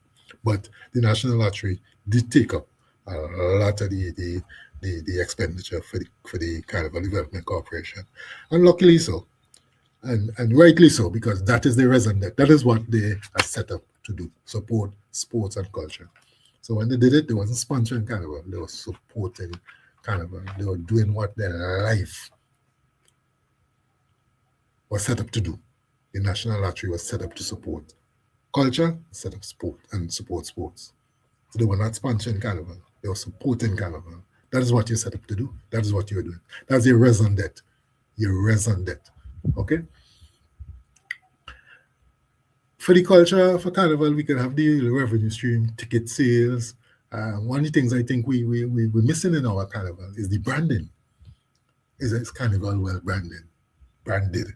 Is it well branded? And that is one of the aspects of Carnival that we need to think. The CDC has a nice logo. Can you get a nice CDC mug? Can you get a festival mug? Can you get a pen? Can you get a t-shirt with a nice crest? The festival, I know years ago they used to try and do every year, do a different slogan. I think that was an expensive undertaking because you had to put it in the paper, you had to give out a prize. And we need not go in that direction. Perhaps every year we produce some memorabilia with the date, you know. Yeah, and the merchandising and branding, you know, that is something that we can perhaps do. All right. And that will generate some revenue streams to contribute to our expenses and perhaps help to generate a surplus. All right. I would always encourage partnership with private sector sponsors. All right. And that and my last point, well, tie them together. Community engagement. Well, we have a lot of community engagement as far as Carnival is concerned. We've seen it happening, and some of it good, some of it bad. Some of it needs to be tempered, some of it needs to be shaped and molded a little bit more properly, because we're seeing some rural festivals that are getting out of hand, and is the more bacchanal and the, you know, and we don't party normal, so we're taking on the brand already, so perhaps have to give way, and perhaps that is how it's going to work. But in terms of how it is controlled and what mechanism, because I think that a template can be used and parameters used, and you're allowed to do these things, this is not allowed. You're allowed to these times are allowed. You know, those kind of controls to make sure that people don't burn themselves out, you know, have a repetition, the same thing everywhere you go is just destruction, mashing up vehicle, nasty in the road, old clothes, old shoes as people pass through, people drunkenness after, young people just drinking, their mind senseless. It is probably part of the party scene, and perhaps my old age, I don't see it and understand it. Perhaps I can't remember if I ever did it. Did I? No, I don't remember. Drunk once in my life. Was not a party. Yeah. But I'm saying that we need to, the community engagement and how the community participate, we probably need to shape that. And the best way to do this is to bring people together and say, this is how we're going to do it. And set it up in a two-way process. People give their ideas and we knock them into shape. And we talk about partnership and tying in this with license agreement, because when people talk about Carnival making money and they look at private shows, and believing that whatever the private show is doing and making money, that the state should do it. And if a show is not making money, then it shouldn't happen. So then you're saying to me, the traditional show, the historical element of Mardi Gras should not happen because Mardi Gras can't make money. Juve should not happen because it's not making money. Forget about the history, forget about where it came from. It shouldn't happen because it's not making money. Panorama should not happen because it's not making money. Calypso Final, Mardi Gras, not happening, so it's not making money. The different, they're not making money, get rid of them, That's not how it works. That's not how it works.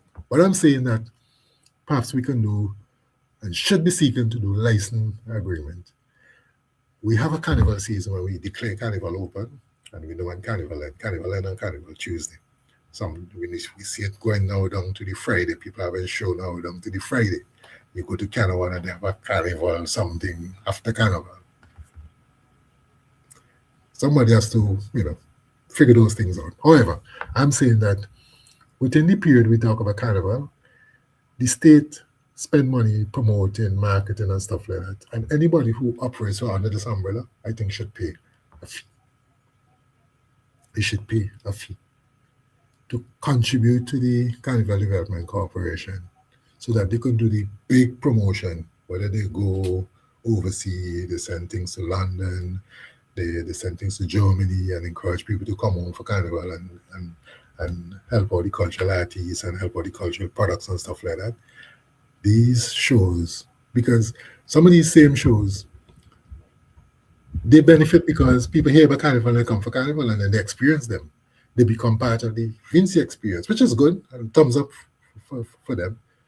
But at the end of the day, they contribute nothing to the overall facilitation, the overall enabling.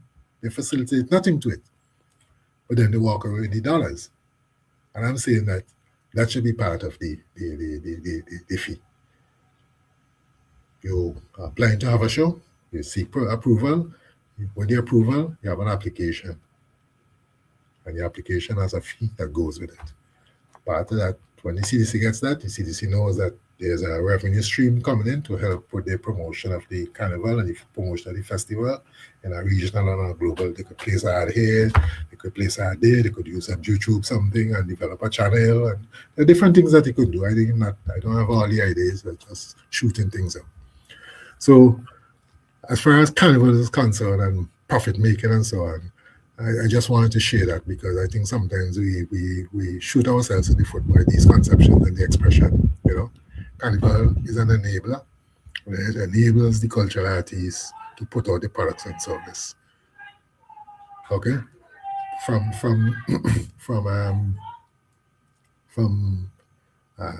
White Man, Dragons, all the different Melbourne. The fellas go St. Kitts, do mass, go Trinidad, do mass, go Grenada, do mass, and people pay them to come back home with money. Carnival facilitate that. You produce a song, Skinny, go on stage and he produces thing, he win some money. Skinny spend more money participating in Soca Monarch than he wins. If he wins, he gets the title, and his title is what most of them want. The title, the bragging right, to put to the name and the market themselves. How does that happen? Get the contribution coming from all the different elements. All right? So I just wanted to raise that point. We have a caller? No, we don't. Okay, all right. Yeah, so I just want to raise that point from the thing about profit and the culture, carnival.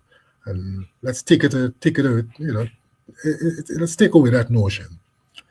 Let's take away that notion. It's an enabler, and that's it. CDC would always consume dollars. Hospital would always consume dollars. The print would always consume dollars. Lots of our state institutions would always consume dollars. SIPO is an institution set up by the state, generating revenue, but I don't think they generate sufficient revenue to pay the staff. There's the Intellectual Property Office, the other one they have in Camden Park, They do weights and measures and so forth. Necessary institution, but can they carry themselves? No, but it's an enabler. It's an enabler in our development process. Can't tell them they should be making a profit because they collect some fees here and there. They should be making more money. Where are they going to make it from? How is that possible? So the private sector thinking that we have about profit and returns, I mean, every time you have activity, it can't always work for institutions that has to, especially when you deal with a public good. And Carnival is a public good. Health education is a public good. Education is a public good. All right? So I just want to make that thing. And, you know, just by the side, a lot of institutions, we boast about profit. And one of the institutions that very often talk about profit, and when they say it, it just irritates me. It's credit unions. Credit unions can't make profit. They make surplus. If you're member owned, the motive cannot be to make profit from your members. It's to make sure that members will benefit from the resources, the financial resources of the organization, and you must operate at a level that you don't lose. You have surplus. The surplus is to assist members in the future and to cushion any unforeseen circumstances so you have a position. As opposed to a bank who's set up for return, almost usury. Different kind of organization, different kind of thinking. So the word profit sometimes it's an irritant in my brain. It's an irritant. All right. So Kamal. Yes, sir. Right. So it's 9:57, 9:58. 9:58. Yeah. I just want to quickly World Cup 2026. That is my last what you call it. I'm highly paying attention to World Cup because I guess the United States and Trump and all that. I don't even know what's going on. My wife and my daughters pay more attention to World Cup than I am doing. Yeah, but just some interesting things from the World Cup, and let me see if I can quickly do that because I forgot I had these notes. That the prize money has gone up significantly. The champion receiving $50 million in this World Cup. Runner-up will be receiving $33 million, third place, $29 million, fourth place, $27 million. Quarterfinal, 5th to 8th will be receiving $19 million each. In the round of 16, between 9th and 16th, they're receiving $15 million each country, each team. In the round of 32, between 17 and 32nd, you get $11 million each. And if you in group F and you exit in the first round, you exit with $9 million. And everybody got $1.5 million to enter the tournament. FIFA gave everybody $1.5 million. So all the money here and there, add $1.5 million to it.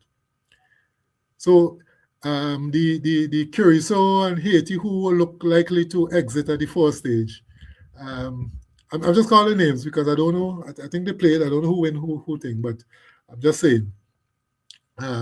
They stand to come out to the competition with $10.5 million, which is not bad. And at the end of the competition, FIFA is going to have a ton of money to do investments in a lot of these countries. And I'm sure St. Vincent will be getting some benefits because we already have our center and we have different things that are happening, you know. Yeah. All right. Right, so it's 10 o'clock. So I'm going to say good night and bring the program to a close. It was good being here for Voices for June the 15th, 2026.